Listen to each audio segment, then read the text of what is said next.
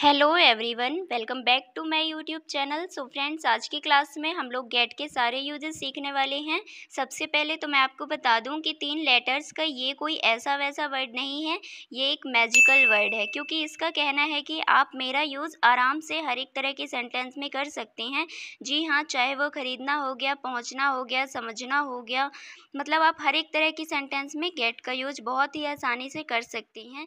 बस एक मेथड होता है इसे समझने का। आप इस वीडियो में वो सारे यूजेस सीखने वाले हैं जो बहुत ही इंपॉर्टेंट होते हैं। तो बिना किसी देर के चलिए वीडियो को स्टार्ट करते हैं। तो यूजेस बताने से पहले मैं आपको बताना चाहूँगी कि गेट जो वर्ड है वो आखिर है क्या, क्योंकि आपको पता तो होना चाहिए ना कि गेट वर्ड है क्या। तो देखिए, गेट एक वर्ब होती है, वर्ब यानी कि क्रिया, जिसकी 5 फॉर्म्स होती हैं। गेट की फर्स्ट फॉर्म गेट होती है, सेकेंड फॉर्म गॉट होती है, थर्ड फॉर्म गॉट या गॉटेन होती है, फोर्थ फॉर्म गेटिंग होती है और फिफ्थ फॉर्म होती है गेट्स। तो ये 5 फॉर्म्स गेट की आपको अच्छे से पता होनी चाहिए। आप चाहे तो इसका स्क्रीनशॉट भी ले सकते हैं। तो चलिए अब देख लेते हैं गेट के यूजेस। तो देखिए, गेट का सबसे पहला यूज़ होता है होना के सेंस में। जहाँ भी हम चेंज ऑफ स्टेट की बात करते हैं वहाँ पे आप गेट का यूज़ कर सकते हैं। देखिए, चेंज ऑफ स्टेट का मतलब अच्छे से समझिए, क्योंकि अगर आप चेंज ऑफ स्टेट को समझ गए ना तो आप गेट का यूज आराम से किसी भी सेंटेंस में कर सकते हैं। देखिए, चेंज ऑफ स्टेट का मतलब होता है एक अवस्था से दूसरी अवस्था में बदलना।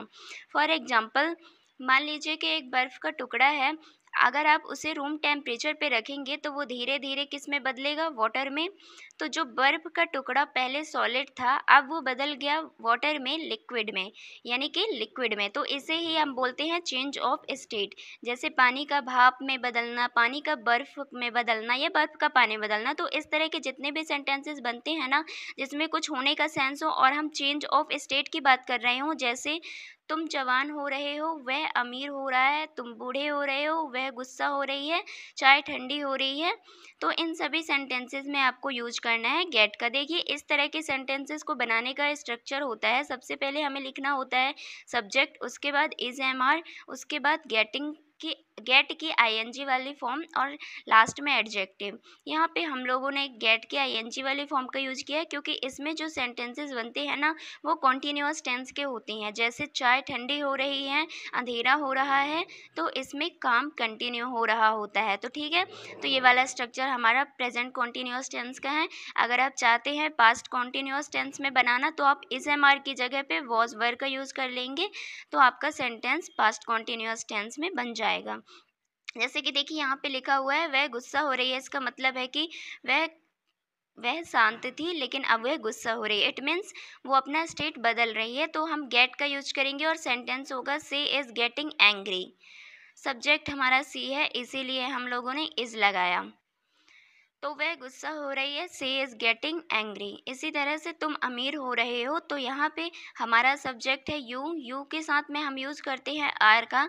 तो हमारा सेंटेंस होगा यू आर गेटिंग रिच। अगर आपको इसी सेंटेंस को पास्ट में बोलना होता कि तुम अमीर हो रहे थे, तब हम बोलते यू वर गेटिंग रिच। तो आप जिस भी तरह से बोलना चाहते हैं बोल सकते हैं। बस आपको इतना ध्यान में रखना है कि अगर प्रेजेंट कॉन्टिन्यूअस में बोलना चाहते हैं तो इज एम आर का यूज़ करेंगे, और पास्ट कॉन्टिन्यूअस में बोलना चाहते हैं तो वॉज वर का। इसी तरह से हम बोलते हैं ना कि वह बूढ़ा हो रहा है, तो बोलेंगे ही इज़ गेटिंग ओल्ड। वह बूढ़ा हो रहा है, ही इज़ गेटिंग ओल्ड। तो इस तरह से चेंज ऑफ स्टेट के जितने भी सेंटेंसेस बनते हैं आप भी उन्हें आराम से ट्रांसलेट कर सकते हैं गेट का यूज़ करके। तो अगर आपको ये वाला कॉन्सेप्ट अच्छे से समझ में आया है तो ये एक सेंटेंस मैं आपको दे रही हूँ, इसकी ट्रांसलेशन क्या होगी आप मुझे कमेंट सेक्शन में ज़रूर बताइएगा। आगे देखिए, गेट का दूसरा यूज होता है पाना, मिलना या प्राप्त करना के सेंस में। जैसे हम बोलते हैं ना कि मुझे एक फ़ोन मिला, उसे एक कॉलेज में एडमिशन मिला, उसे एक नौकरी मिली। तो जहाँ भी पाने का सेंस हो वहाँ पे हमें गेट का यूज करना है। इस तरह के सेंटेंसेस को बनाने का स्ट्रक्चर होता है। सबसे पहले हम लिखते हैं सब्जेक्ट, उसके बाद गेट और लास्ट में ऑब्जेक्ट। देखिए, यहाँ पे जो गेट लिखा हुआ है ना वो बदलता रहेगा आपके सेंटेंस के टेंस के अकॉर्डिंग। जैसे कि एग्जाम्पल देखिए, मुझे एक नया फ़ोन मिला। तो देखिए, जो ये वाला सेंटेंस है ना, ये जो है सेंटेंस वो सिंपल पास्ट का है। तो यहाँ पे हम गेट के सेकेंड फॉर्म यानी कि गॉट का यूज़ करेंगे और सेंटेंस होगा I got a new phone. मुझे एक नया फ़ोन मिला, I got a new phone. Suresh को बैंक में नौकरी मिली, तो यहाँ पे भी सेंटेंस हमारा सिंपल पास्ट में है, तो हम गॉट का यूज़ करेंगे और सेंटेंस होगा Suresh got a job in a bank. Suresh को बैंक में नौकरी मिली, Suresh got a job in a bank. इसी तरह से अगर बोलना हो कि हमें हमारी पेमेंट मिल गई, तो कैसे बोलेंगे? We got our payment. हमें हमारी पेमेंट मिल गई, वी गॉट आवर पेमेंट। या फिर बोलना हो कि मुझे मेरी सैलरी मिल गई, तो बोलेंगे आई गॉट माई सैलरी। उसे एक नई नौकरी मिल गई, सी गॉट अ न्यू जॉब। तो जब भी आपके सेंटेंस में मिलना या पाना का सेंस हो, तो वहाँ पे आपको गेट का यूज कर लेना है। नेक्स्ट गेट का यूज है करवा देना। एक्चुअली देखिए, गेट एक पॉजिटिव वर्ब है जिसका यूज हम पॉजिटिव सेंटेंसेस को बनाने के लिए करते हैं। अब पॉजिटिव सेंटेंसेस क्या होते हैं? पॉजिटिव सेंटेंसेस वो होते हैं जिनमें सब्जेक्ट खुद काम नहीं करता है बल्कि किसी और से करवाता है। ठीक है, तो इस तरह के सेंटेंसेस को बनाने के लिए हम लोग गेट का यूज करेंगे। स्ट्रक्चर देखिए, सबसे पहले हमें लिखना होगा सब्जेक्ट, इसके बाद लिखेंगे हम हेल्पिंग वर्ब। अब हेल्पिंग वर्ब आपके टेंस के अकॉर्डिंग आएगा, यानी कि जिस भी टेंस में आपका सेंटेंस होगा उसके अकॉर्डिंग आप हेल्पिंग वर्ब लगाएंगे। उसके बाद गेट और ऑब्जेक्ट और लास्ट में V3 यानी कि वर्ब की थर्ड फॉर्म। जैसे कि एग्जांपल देखिए, मैं हर महीने अपने बाल कटवाती हूँ, तो ये सेंटेंस एक पॉजिटिव सेंटेंस है क्योंकि जो बाल काटने का काम है वो मैं खुद नहीं करती हूँ, मैं किसी और से कटवाती हूँ, तो इसीलिए ये एक पॉजिटिव सेंटेंस है और यहाँ पे हम गेट का यूज करेंगे। तो सेंटेंस होगा I get my hair cut every month. अब क्योंकि ये सेंटेंस प्रेजेंट सिंपल का है, इसीलिए हमने गेट लिखा है, हमने कोई हेल्पिंग वर्ब नहीं लगाई है क्योंकि सिंपल प्रेजेंट टेंस में कोई भी हेल्पिंग वर्ब नहीं आती है। सिंपली हम सब्जेक्ट के साथ में वर्ब की फर्स्ट फॉर्म का यूज करते हैं। ठीक है, तो आई यहाँ पे सब्जेक्ट है, जिसके बाद हमने डायरेक्ट गेट लगाया है क्योंकि ये सिंपल प्रेजेंट का सेंटेंस है। उसके बाद माई हेयर यहाँ पे ऑब्जेक्ट है क्योंकि जो काटने का काम है वो किस पे होगा? वो मेरे हेयर पे ही होगा, है ना, तो माई हेयर यहाँ पे आपका ऑब्जेक्ट हो गया। और काटने की इंग्लिश होती है कट, जिसकी फर्स्ट फॉर्म और थर्ड फॉर्म, सेकेंड और थर्ड फॉर्म तीनों कट ही होती है। तो कट जो लिखा हुआ है वो वर्ब की थर्ड फॉर्म है। नेक्स्ट है मैं तुम्हें पिटवा दूंगा। इस तरह के सेंटेंसेस अक्सर हम अपने भाई बहन को बोलते रहते हैं कि मैं तुम्हें मम्मी से पिटवा दूंगा, कि मैं तुम्हें पापा से पिटवा दूंगा, मतलब मैं तुम्हें खुद नहीं पीटूंगा लेकिन मैं तुम्हें किसी और से पिटवा दूंगा। तो इसकी ट्रांसलेशन होगी आई विल गेट यू बिटन। देखिए, ये सेंटेंस ये सिंपल फ्यूचर टेंस का है, इसीलिए यहाँ पे हम लोगों ने गेट से पहले हेल्पिंग वर्ब विल का यूज किया है। ठीक है, तो यहाँ पे सेंटेंस होगा I will get you beaten. मैं तुम्हें पिटवा दूंगा, I will get you beaten. Next है वह यह रूम साफ करवा लेगा, तो सेंटेंस होगा he will get this room cleaned. वह यह रूम साफ करवा लेगा, he will get this room cleaned. यहाँ पे क्लीन्ड क्या है? क्लीन्ड आपकी वर्ब की थर्ड फॉर्म है जो कि सेंटेंस में सबसे लास्ट में आ रही है। तो इस तरह से जब भी आपके सेंटेंस में सब्जेक्ट कोई काम खुद ना करे बल्कि किसी और से करवाए, तब आपको वहाँ पे गेट का यूज कर लेना है। नेक्स्ट गेट का यूज होता है समझना के लिए। आप सभी लोगों को पता होगा कि समझना, इसके लिए हम एक वर्ड यूज करते हैं अंडरस्टैंड, जिसकी फर्स्ट फॉर्म अंडरस्टैंड होती है, सेकेंड फॉर्म अंडरस्टूड और थर्ड फॉर्म भी अंडरस्टूड। देखिए, सेंटेंस में जहाँ भी आप अंडरस्टैंड का यूज करते हैं ना, वहाँ पे आप अंडरस्टैंड की जगह गेट का यूज कर सकते हैं। जैसे कि समझिए, जब आपको बोलना होता है कि मैं समझ गया, तो आप कैसे बोलते हैं? I understood. अंडरस्टूड क्या है? वर्ब की सेकेंड फॉर्म, तो आप इसी अंडरस्टूड को रिप्लेस कर सकते हैं गेट की सेकेंड फॉर्म गॉट से और आप बोल सकते हैं आई गॉट इट। तो आई अंडरस्टैंड एक बेसिक सेंटेंस है, लेकिन आई गॉट इट एक एडवांस सेंटेंस है कि ये बोलने का कि मैं समझ गया। इसीलिए आपने कई बार सुना होगा कि जब टीचर पूछती है कि आपको समझ में आ रहा है, तो वो ये बोलती हैं are you getting my point, या फिर आर यू गेटिंग दिस। तो अंडरस्टैंड की जगह पे आप गेट का यूज करेंगे तो आपकी इंग्लिश काफ़ी एडवांस दिखती है। ओके, सो देखते हैं एग्जांपल्स। जैसे कि देखिए, यहाँ पे सेंटेंस लिखा हुआ है मुझे ये चैप्टर समझ नहीं आया। तो सबसे पहले मैं आपको बता दूं कि ऊपर में जो मैंने स्ट्रक्चर लिखा हुआ है ये बिल्कुल बेसिक और सिंपल सा स्ट्रक्चर है। सभी को पता है कि सबसे पहले हम लिखते हैं सब्जेक्ट और सबसे लास्ट में हम मोस्टली लिखते हैं ऑब्जेक्ट और बीच में हमने लिखा है गेट। ठीक है, तो ये टेंस के अकॉर्डिंग ये स्ट्रक्चर बदलेगा। अगर आपका सिंपल पास्ट में है सेंटेंस तो वर्ब की सेकंड फॉर्म यानी कि गेट की सेकंड फॉर्म गॉट का यूज करेंगे। अगर सेंटेंस आपका प्रेजेंट कॉन्टिन्यूअस में है तो हम एज एम आर के साथ में गेटिंग का यूज करेंगे। पास्ट कॉन्टिन्यूअस में है तो वॉज वर्ब के साथ में गेटिंग का यूज करेंगे। Now come to this sentence. ये सेंटेंस सिंपल पास्ट का एक नेगेटिव सेंटेंस है, और जब हम सिंपल पास्ट टेंस में नेगेटिव टेंस बनाते हैं तो हम डिड के साथ में नॉट लगाते हैं और वर्ब की फर्स्ट फॉर्म लगाते हैं, राइट। तो यहाँ पे सेंटेंस होगा I did not get this chapter. देखिए इसी सेंटेंस को जब हम लोग बेसिक तरीके से ट्रांसलेट करते हैं तो बोलते हैं I did not understand this chapter. ठीक है, तो ये तो हो गई बेसिक इंग्लिश। लेकिन अगर आपको एडवांस तरीके से बोलना है तो आप बोलेंगे I did not get this chapter. ठीक है, जैसे कि मैंने आपको कहा कि गेट हर एक वर्ड को रिप्लेस कर सकता है, तो यहाँ पे गेट किसे रिप्लेस कर रहा है, अंडरस्टैंड को। इसी तरह से नेक्स्ट है, क्या आप समझ रहे हैं। तो ये वाला सेंटेंस हमारा प्रेजेंट कॉन्टिन्यूअस टेंस का है, और जब हम प्रेजेंट कॉन्टिन्यूअस टेंस में क्वेश्चन करते हैं तो हम हेल्पिंग वर्ब को सबसे पहले लिखते हैं, उसके बाद सब्जेक्ट लिखते हैं और लास्ट में हम लिखते हैं आईएनजी वाली फॉर्म। तो यहाँ पे सेंटेंस होगा आर यू गेटिंग। क्योंकि सब्जेक्ट यहाँ पे हमारा यू है इसीलिए हमने आर हेल्पिंग वर्ब को सबसे पहले लिखा है, और गेट की आईएनजी वाली फॉर्म क्या होती है, गेटिंग।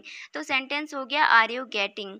इसी को अगर बोलना हो, क्या आपको मेरी बात समझ में आ रही है, तो आप बोलते are you getting my point, या फिर are you getting what I am saying. उसे गणित आसानी से समझ में आती है, तो यहाँ पे सेंटेंस होगा ही गेट्स मैथ ईजिली। अब आप ध्यान से देखेंगे तो यहाँ पे स्ट्रक्चर जो ऊपर में लिखा हुआ है वही हमने फॉलो किया हुआ है, क्योंकि सब्जेक्ट हमारा सिंगुलर है इसीलिए हमने गेट में एस लगाया है तो बन गया गेट्स, और लास्ट में जो मैथ आई है वो आपके ऑब्जेक्ट है। तो समझने के लिए हम यूज करेंगे अब से गेट का। नेक्स्ट हम गेट का यूज करते हैं लाने के सेंस में। अब देखिए लाने के लिए हम लोग एक वर्ड यूज करते हैं ब्रिंग, जिसकी सेकेंड फॉर्म ब्रॉट होती है, जिसकी थर्ड फॉर्म भी ब्रॉट ही होती है। देखिए यहाँ पे एग्जांपल्स लिखे हुए हैं, मेरे लिए एक ग्लास पानी लाओ। तो नॉर्मली हम इस सेंटेंस को कैसे बनाते हैं, bring me a glass of water. ये तो आप सभी लोगों को पता होगा ना। तो ये तो हो गई बेसिक इंग्लिश, लेकिन अगर आपको इसी को एडवांस तरीके से बोलना है तो आप ब्रिंग को रिप्लेस कर दीजिए गेट के साथ में, तब आप बोलेंगे get me a glass of water. फिर नेक्स्ट है वहाँ से कुछ लेकर आना। तो देखिए नॉर्मली हम बोलते हैं ब्रिंग समथिंग फ्रॉम देयर, वहाँ से कुछ लेकर आना, ब्रिंग समथिंग फ्रॉम देयर। तो आप इस ब्रिंग को रिप्लेस कर दीजिए गेट के साथ में, तो सेंटेंस होगा गेट समथिंग फ्रॉम देयर।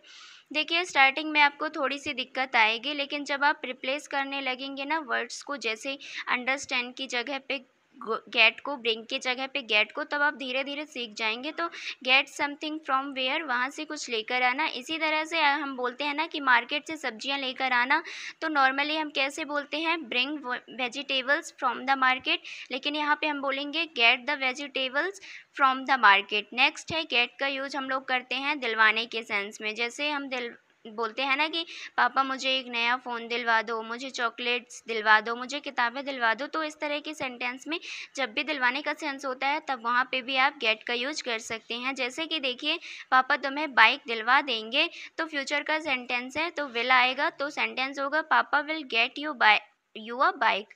पापा तुम्हें बाइक दिलवा देंगे, पापा will get you a bike. Next है मुझे आइसक्रीम दिलवा दो, गेट मी आइसक्रीम। हम बोलेंगे गेट मी आइसक्रीम। इसी तरह से अगर बोलना हो कि मुझे चॉकलेट्स दिलवा दो तो बोलेंगे गेट मी चॉकलेट्स। मुझे किताबें दिलवा दो, गेट मी बुक्स। मुझे मोबाइल दिलवा दो, गेट मी मोबाइल। तो आप बहुत सारे सेंटेंसेस गेट के हेल्प से बना सकते हैं। इसी तरह से मुझे कुछ पैसे दिलवा दो, हम अक्सर बोलते हैं ना मम्मी को कि मुझे कुछ पैसे दिलवा दो पापा से, तो हम बोलेंगे गेट मी सम मनी। मुझे कुछ पैसे दिलवा दो, गेट मी सम मनी।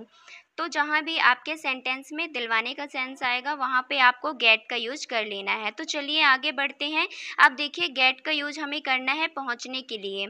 अभी तक आप लोग पहुँचने के लिए रीच वर्ड का यूज करते थे, लेकिन अब से पहुँचने के लिए हम यूज करेंगे गेट का। एग्जाम्पल्स देखिए, क्या तुम घर पहुँच गए।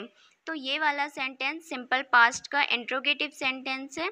तो डिड हेल्पिंग वर्ब को हम सबसे पहले लिखेंगे, तो सेंटेंस होगा did you get home. Normally हम कैसे बोलते थे अभी तक, डिड यू रीच होम, तो यहाँ पे हमने रीच को रिप्लेस कर दिया किसके साथ में, गेट के साथ में। तो सेंटेंस हो गया did you get home. Next example देखिए, मैं 10 मिनट में घर पहुँच गई। तो नॉर्मली हम कैसे बोलते हैं, I reached home in 10 minutes, ऐसे ही बोलते हैं। रीच की सेकेंड फॉर्म रीच्ड का यूज करते थे ना, तो अब हम यूज करेंगे गेट की सेकेंड फॉर्म गॉट का। तो सेंटेंस होगा I got home in 10 minutes, मैं 10 मिनट्स में घर पहुंच गई। I got home in 10 minutes. इसी तरह से तुम कब तक यहाँ पहुँचोगे, when will you get hair.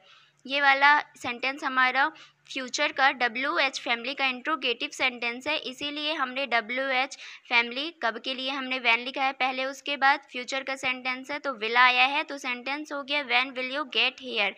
Next हम गेट का यूज करते हैं बीमारी होने के लिए। जी हाँ, जब भी आपको कोई डिजीज़ हो जाती है ना, कुछ भी बीमारी जैसे सिर दर्द, पेट दर्द, बुखार हो, तो उन सब के लिए भी हम गेट का यूज करते हैं।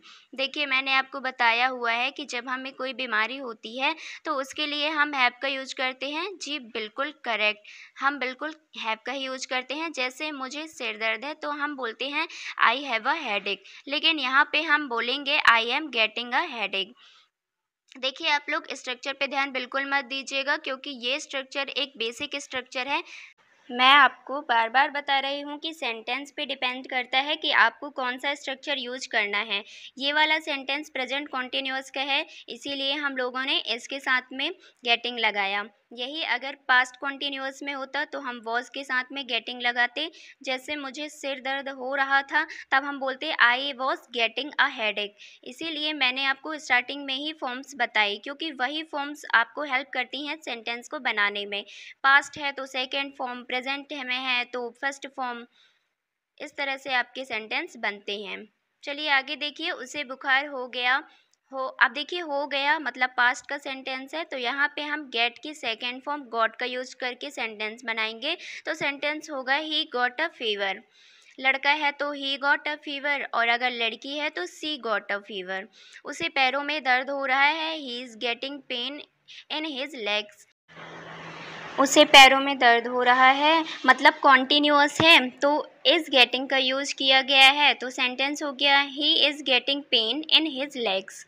नेक्स्ट देखिए, गेट का यूज़ हम कर सकते हैं मौका मिलने के सेंस में, टू गेट अ चांस। जैसे मुझे स्टेज पर जाने का मौका मिला, उसे तुमसे बात करने का मौका मिला, मुझे तुम्हें देखने का मौका मिला। तो जहाँ भी मौका मिलने का सेंस हो आपके सेंटेंस में, आपको यूज कर लेना है गेट का। देखिए यहाँ पे किसी किसी सेंटेंस में हम लोग ये वाला स्ट्रक्चर यूज करेंगे जो यहाँ पे लिखा हुआ है, यानी कि सब्जेक्ट प्लस गेट, इसके बाद टू। अब जब टू आ गया तो आप लोगों को पता होगा कि टू के बाद, ये ग्रामर का रूल है कि हम टू के बाद हमेशा वर्ब की फर्स्ट फॉर्म लगाते हैं, तो लास्ट में आएगी आपकी वर्ब की फर्स्ट फॉर्म। और किसी किसी सेंटेंस में हम सिंपली यूज कर लेंगे I get a chance, see get a chance, या जो भी आपका सब्जेक्ट है उसके अकॉर्डिंग। और यहाँ भी आपको गेट अ चांस के बाद टू लगानी है, वर्ब की फर्स्ट फॉर्म उसके बाद लगानी है। ठीक है, चलिए एग्जांपल्स कर लेते हैं। जैसे कि देखिए मुझे आपसे बात करने को मिलता है, तो इसके लिए हम बोलेंगे I get to talk to you. यहाँ पे हमने गेट लगाया, उसके बाद टू, और बात करने की फर्स्ट फॉर्म क्या होती है, talk. I get to talk to you, मुझे आपसे बात करने को मिलता है। इसी सेंटेंस को आप gate a chance plus two की हेल्प से भी बना सकते हैं, और आप बोल सकते हैं I get a chance to talk to you. लेकिन ये थोड़ा सा लेंदी हो जाता है, और ये वाला जो आपने लिखा है I get to talk to you, ये बहुत ही ज़्यादा स्पोकन इंग्लिश में आमतौर पे यूज़ होता है। मुझे नए लोगों से मिलने का मौका मिलता है, तो कैसे बोलेंगे, I get to meet new people. मुझे नए लोगों से मिलने का मौका मिलता है, I get to meet new people. इसी तरह से आप कई तरह के सेंटेंसेस बना सकते हैं, जैसे मुझे उसे देखने का मौका मिलता है, I get to see him. इसी तरह से हमें यहाँ अंग्रेजी सीखने को मिलता है, तो बोलेंगे we get to learn English here. या फिर आप बोल सकते हैं we get a chance to learn English here. Next है गेट का यूज कमाने के सेंस में, टू अर्न। कमाने के लिए हम लोग अर्न का यूज़ करते हैं ना, तो आप अर्न की जगह पे गेट का भी यूज़ कर सकते हैं। जैसे तुम एक दिन बहुत पैसे कमाओगे, फ्यूचर का सेंटेंस है तो विल लगाएंगे, तो सेंटेंस होगा you will get a lot of money one day. तुम एक दिन बहुत पैसे कमाओगे, you will get a lot of money one day. उसने कल 5,000 रुपये कमाए, तो इसे हम नॉर्मली कैसे बोलते हैं, ही अर्न ₹5000 येस्टरडे। ठीक है, तो इसी सेंटेंस को आप गेट की हेल्प से बनाएंगे तो सेंटेंस बनेगा ही गॉट ₹5000 येस्टरडे। देखिए, सेंटेंसेस को आप दोनों तरीके से बोल सकते हैं। हिंदी में क्या होता है ना कि आप सेंटेंस को एक ही तरीके से बोल सकते हैं, लेकिन इंग्लिश में आप एक ही सेंटेंस को कई तरीके से बोल सकते हैं। नेक्स्ट है, आप आजकल पैसे कमा रहे हो, तो इसे हम बोल सकते हैं you are getting money nowadays, या फिर you are earning money nowadays. तो आपके पास दो तरीके हैं, जिस भी तरीके से आप कंफर्टेबल लगे आपको उस तरीके से आप बोल सकते हैं। चलिए आगे देखते हैं। देखिए, गेट का यूज आप कर सकते हैं खरीदने के लिए भी। आप जब भी खरीदना वर्ड आता है तो आपके दिमाग में इंस्टेंटली एक वर्ड आता है बाय। जी बिल्कुल सही, आप बाय का यूज़ कर सकते हैं खरीदने के लिए, जो कि आप करते हैं मोस्ट कॉमनली, लेकिन आप बाय के जगह पे गेट का भी यूज कर सकते हैं एडवांस वे में। जैसे कि देखिए, रिया ने एक किताब खरीदी, तो इस सेंटेंस को हम बेसिक तरीके से कैसे बनाते हैं, रिया बॉट अ बुक। बाय के सेकेंड फॉर्म बॉट का यूज़ करते हैं ना हम, तो इसी सेंटेंस में अगर आप गेट के सेकेंड फॉर्म गॉट का यूज़ करेंगे बॉट की जगह पे, तो सेंटेंस होगा रिया गॉट अ बुक। तो दोनों तरीके बिल्कुल सही हैं, आप जिस भी तरीके से बोलना चाहें बोल सकते हैं। इसी तरह से कुछ कपड़े खरीद लो, तो नॉर्मली हम बोलते हैं बाय सम क्लोथ्स, तो यहाँ पे आप बोल सकते हैं गेट सम क्लोथ्स। कुछ कपड़े खरीद लो, get some cloth. Next, get का यूज होता है पोजीशन यानी कि पास है के सेंस में। जब भी कोई चीज़ आपके पास होती है ना जिस पे आप अपना अधिकार जता सकते हैं, जैसे मेरे पास एक घर है, मेरे पास जूते हैं, मेरे पास नए कपड़े हैं, मेरे पास बहुत सारे पैसे हैं, तो जो चीज़ आपकी है जिस पर आप अपना अधिकार जता सकते हैं उसके लिए आपको यूज कर लेना है गेट का। अब आप बोलोगे कि मैम आपने बताया था कि पोजीशन पास है, जब भी हमारे पास कोई चीज़ होती है उसके लिए हम यूज करते हैं हैज़ हैव का प्रेजेंट में, और पास्ट में हम यूज करते हैं हैड का। तो बिल्कुल सही, हम हैज़ हैव का यूज करते हैं प्रेजेंट में पोजीशन के लिए और पास्ट में हैड का, लेकिन यहाँ पे तो हम पोजीशन के लिए गेट का यूज देख रहे हैं ना, तो सेंटेंसेस दोनों तरीके से बनाए जाते हैं। तो स्ट्रक्चर मैंने यहाँ पे लिख दिया है कि आपको कैसे गेट का यूज करना है पोजीशन के लिए, हैज़ हैव के साथ में हमें गॉट का यूज करना है। एग्जाम्पल देखिए, अमन के पास बहुत सारे पैसे हैं। नॉर्मली अगर आप इस सेंटेंस को बनाएंगे तो कैसे बोलेंगे, Aman has a lots of money. और इसी सेंटेंस को अगर आपको गेट की हेल्प से बनाना हो तो आपको बोलना पड़ेगा अमन के पास बहुत सारे पैसे हैं, Aman has got lots of money. इसी तरह से अगर आपको बोलना हो कि मेरे पास एक फ़ोन है, तो आप बोलेंगे आई हैव गॉट अ फ़ोन।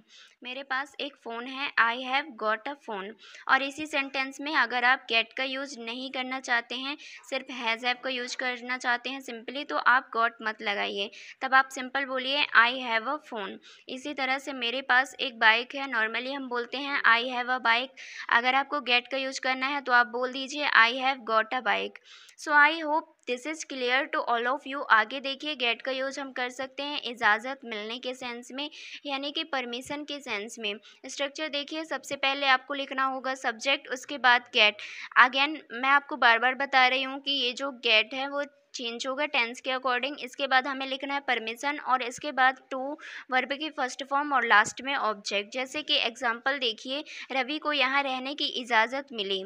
अब देखिए, रवि को यहाँ रहने की इजाज़त मिली या अनुमति मिली, दोनों बातें सेम हैं, तो इसके लिए हम लिखेंगे Ravi got a permission to stay here. तो ये सेंटेंस सिंपल पास्ट का है, इसीलिए हम लोगों ने गेट की सेकेंड फॉर्म यानी कि गॉट का यूज़ किया है। तो बोलेंगे Ravi got a permission to stay here. इसी तरह से उसे बाहर जाने की इजाज़त मिली या उसे बाहर जाने की अनुमति मिली, तो इसके लिए आपको बोलना है she got permission to go outside. She got permission to go outside. Next, get का यूज़ बहुत सिंपल है और बहुत ही कॉमन है। सबको पता है कि गेट के साथ में जब आउट लग जाता है तब इसका मतलब होता है बाहर निकलना।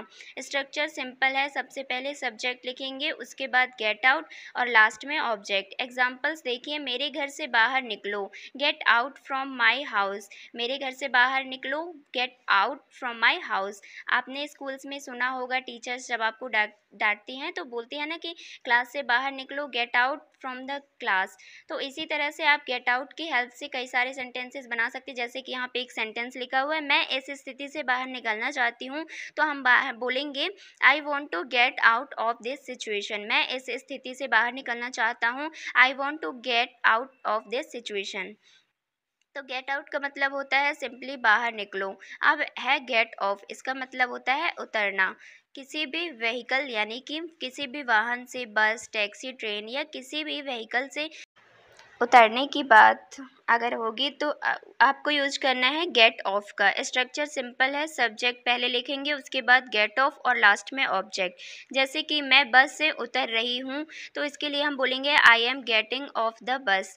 अब हमने यहाँ पे गेटिंग ऑफ क्यों लगाया, क्योंकि ये कॉन्टीन्यूअस टेंस है ना, इसीलिए। तो I am getting off the bus, इसका मतलब हो गया मैं बस से उतर रही हूँ।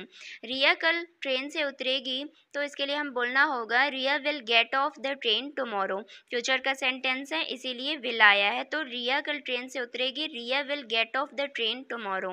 तो गाइस, देखा आप लोगों ने कि गेट कितना वर्सेटाइल वर्ड है, जिसका यूज आप स्पोकन इंग्लिश में अलग अलग तरीके से कर सकते हैं। सो ये वीडियो आपको कैसे लगी, प्लीज़ मुझे कमेंट सेक्शन में ज़रूर बताइएगा। हमारे चैनल को सब्सक्राइब करना बिल्कुल मत भूलिएगा।